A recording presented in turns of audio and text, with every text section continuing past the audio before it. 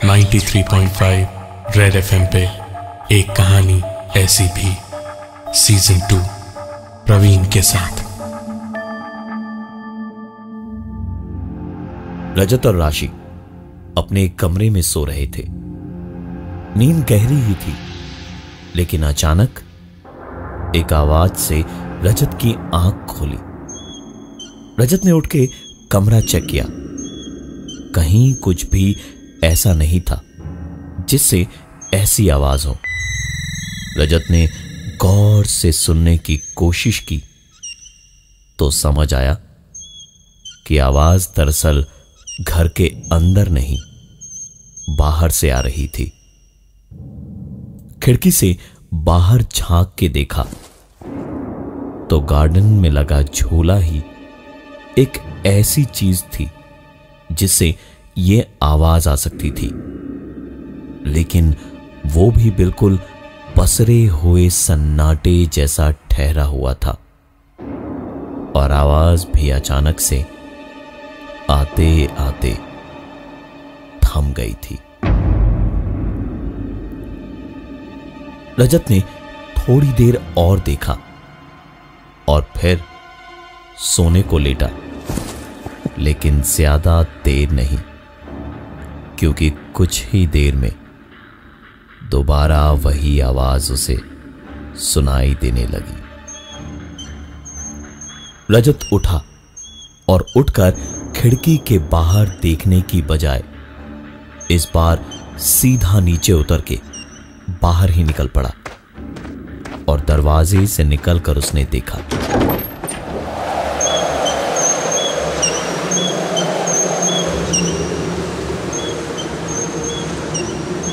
बाहर अचानक बहुत तेज आंधी चल रही थी। पेड़ पौधे पत्तियों की सरसराहट बहुत तेज थी। इस पूरे नजारे में जो एक चीज समझ नहीं आ रही थी वो थी सिर्फ एक आवाज।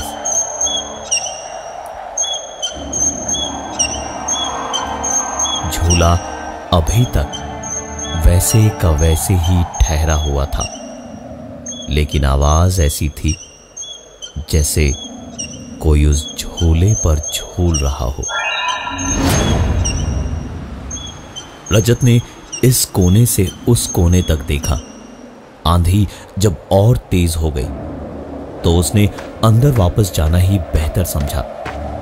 दरवाजा बंद किया तो जैसे आंधी की आवाज हल्की हल्की दबते गई, पर अभी भी समझ आ रहा था कि बाहर कैसा कोहराम मचा हुआ था।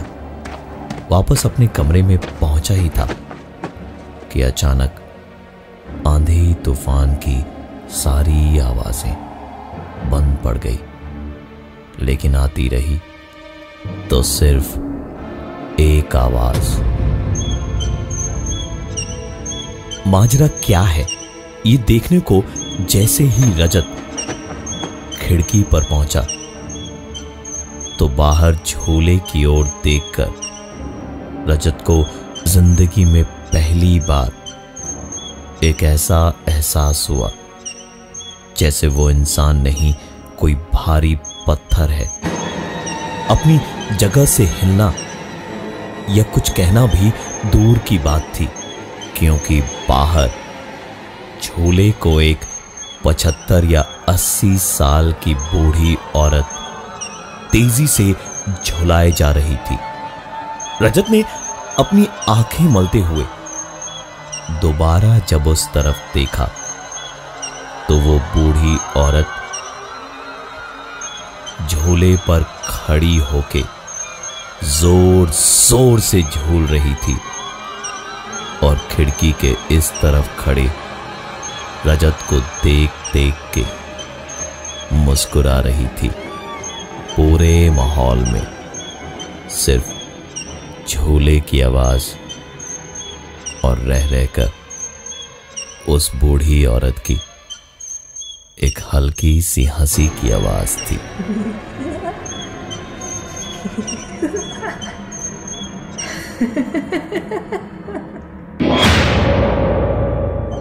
कुछ देर तक तो रजत खौफ से हिल भी नहीं पाया। लेकिन फिर उसे राशि और अपनी मां की फिक्र होने लगी। वो तुरंत एक बैट लेकर नीचे दरवाजा खोलकर बाहर झूले की ओर भागा। उसे देख के जैसे उस हंसती हुई बूढ़ी औरत के पैरों में बिजली दौड़ गई थी। वो तुरंत झूले से कूदकर वहां से चीखती हुई भागी और मकान की तकरीबन 10 फुट ऊंची 4 दीवारी को ऐसे फांद गई जैसे वो कोई इंसान नहीं बल्कि जानवर हो।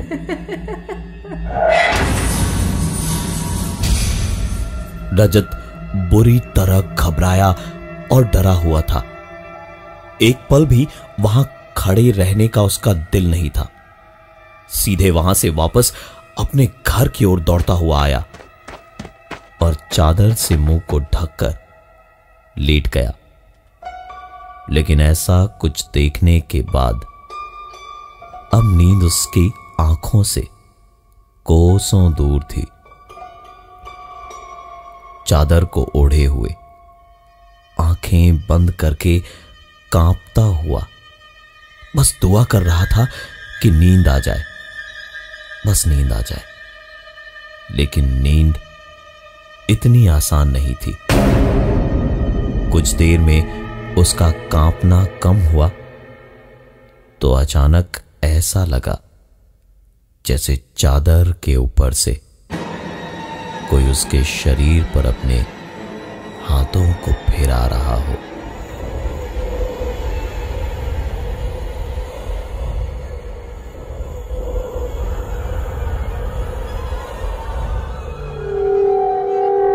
एक बार फिर से उसकी सांसें थर्राने लगी, हाथ बुरी तरह कांपने लगे और आंखों में डर के आंसू आने लगे। और इसी डर से हारते हुए आहिस्ते आहिस्ते रजत ने चादर अपने चेहरे से हटाई तो बर्फ सी ठंडी सांसें उसके चेहरे पर फेंक दी। वही बूढ़ी औरत रजत की आंखों से सिर्फ 2 इंच की दूरी से उसे देखकर जोर से चीखी।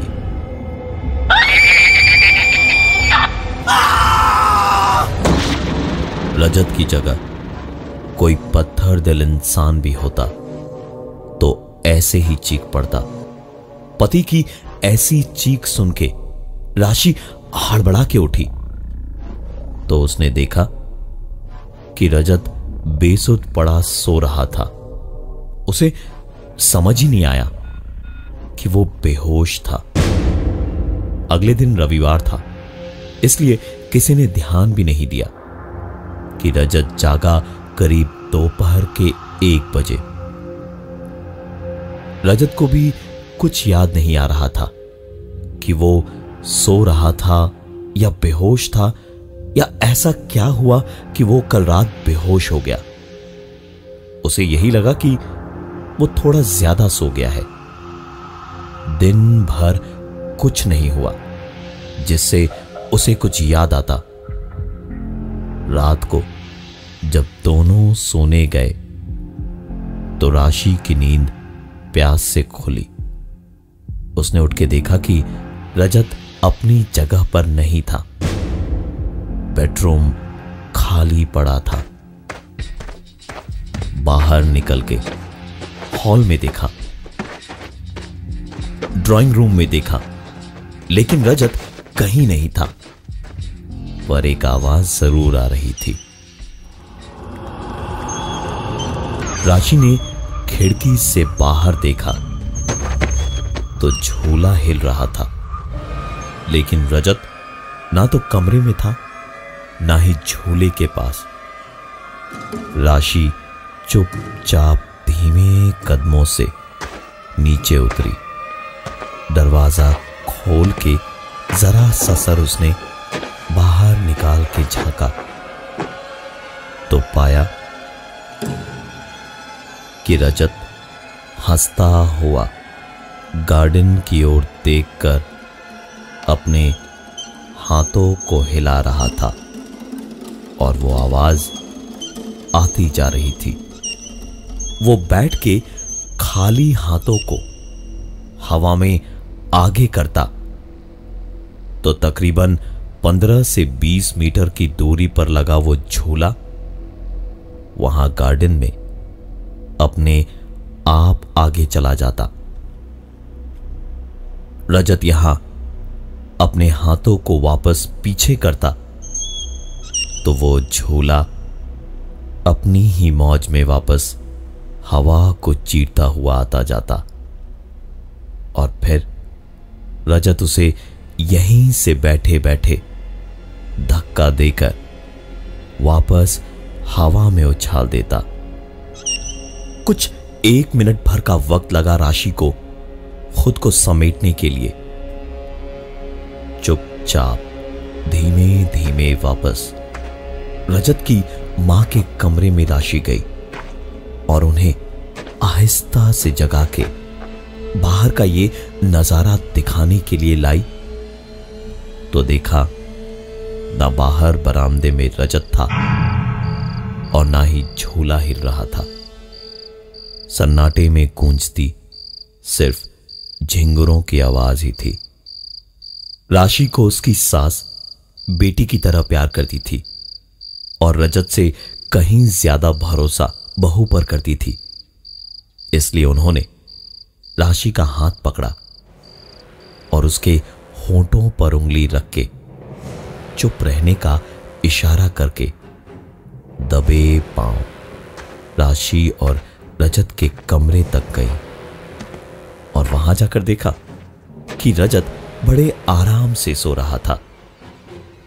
उन्होंने कुछ कहा नहीं और इशारे से ही कहा कि उसने शायद कोई डरावना सपना देखा होगा, लेकिन राशि जानती थी कि ये कोई सपना नहीं था। आज की रात राशि अड़ गई कि वो इस कमरे में नहीं सो सकती, वो उन्हीं के साथ सोएगी। सास ने भी देखा कि राशि बेहद डरी हुई थी, इसलिए कुछ बोली नहीं और उसे ले गई अपने कमरे में अपने साथ।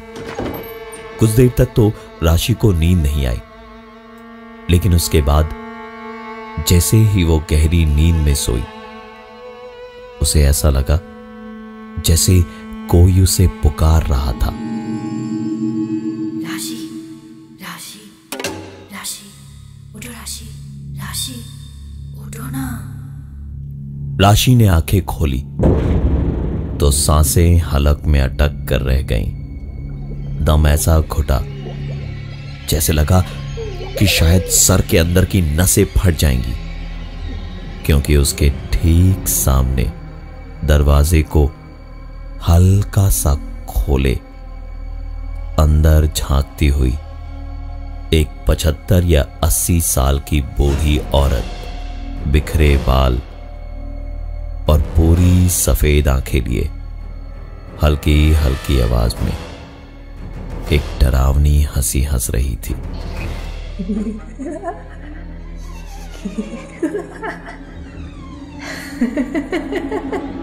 राशि जोर से चीखी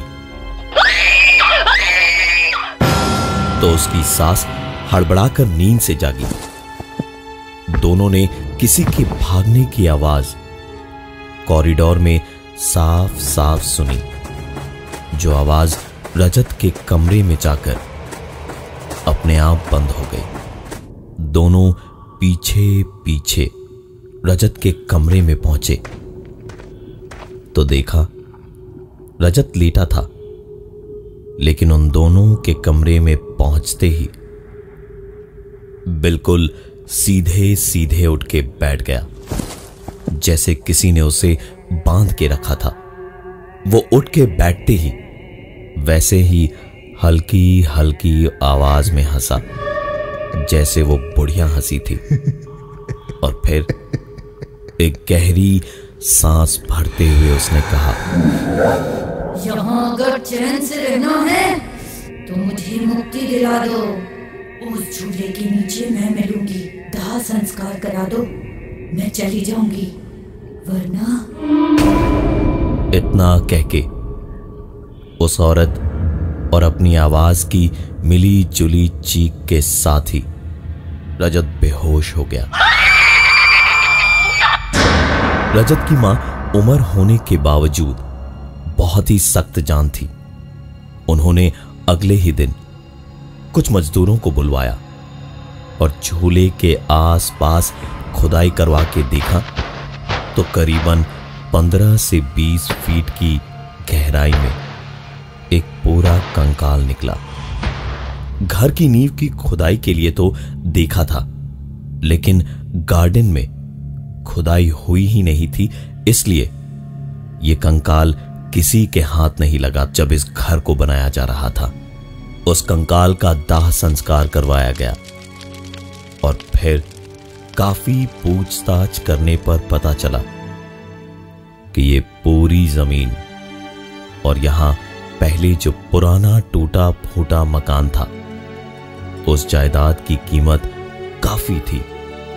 काफी बुरी नजरें भी लगी थी उस पे। जब वो औरत कुछ भी बेचने को तैयार नहीं हुई तो एक दिन कुछ लोग जोर जबरदस्ती से उस घर में घुसे और उसके अगले ही दिन से वो किसी को दिखाई नहीं दी। रजत ने कुछ ही वक्त पहले ये जमीन काफी ऊंचे दामों में खरीद तो ली थी, अपने मन मुताबिक एक आशियाने को बनाने के लिए। इतना सब कुछ होने के बाद अब वैसे तो सुकून से ही सब रह रहे थे, लेकिन उस झूले पर आज भी कोई बैठ नहीं पाता। जो भी उस झूले पर बैठ के झूलने की कोशिश करता है तो झूला अपने आप टूटकर गिर जाता है। मैं हूं प्रवीण और ये थी आज की एक कहानी ऐसी भी।